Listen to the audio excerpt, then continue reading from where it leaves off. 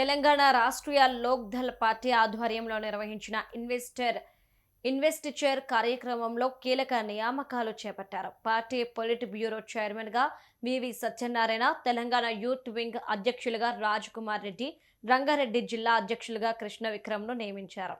ఈ సందర్భంగా టీఆర్ఎల్డీ రాష్ట్ర అధ్యక్షులు కపిలవాయి దిలీప్ కుమార్ మాట్లాడారు. రాబోయే మున్సిపాలిటీ, జెడ్పీటీసీ, ఎంపీటీసీ ఎన్నికలతో పాటు ఇతర స్థానిక సంస్థల ఎన్నికల్లో టీఆర్ఎల్డీ పోటీ చేస్తుందని ప్రకటించారు. బీఆర్ఎస్ పాలన పూర్తిగా విఫలమైందని ఆరోపించారు.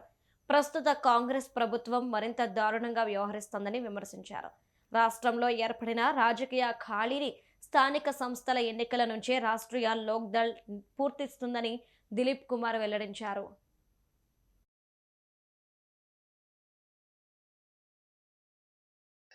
దాదాపు 22 తెలంగాణ జిల్లాల్లో సామాజిక చైతన్య యాత్ర చేశారు. ఇది ఏంటంటే ఏదైతే ఈరోజు పెళ్ళికి వస్తున్నట్టు బీసీ వాదం ఉందో అది నీరు గారిపోకుండా వాళ్ళ శక్తి అనేది అట్లాగే ఉండాలని వాళ్ళు కూడా మద్దతు ఇచ్చే కార్యక్రమంలో వాళ్ళకి మద్దతు చెప్తూ వీళ్ళందరినీ క్రోడీకరించేటువంటి ప్రయత్నం. ఇంకా నేను ఎమ్మెల్యేకి పోటీ చేసేది లేదు, ఎంపీగా చేసేది.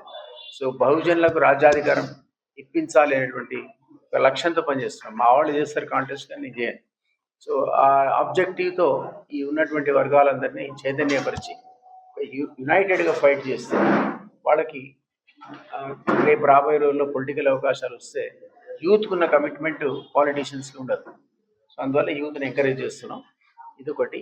అందుకనే ఎంపీటీసీ, జెడ్పీటీసీ, మున్సిపాలిటీ అన్నింటిలో కూడా రాష్ట్రీయ లోకల్ పోటీ చేస్తారు. ఇదొక ఆస్పెక్ట్.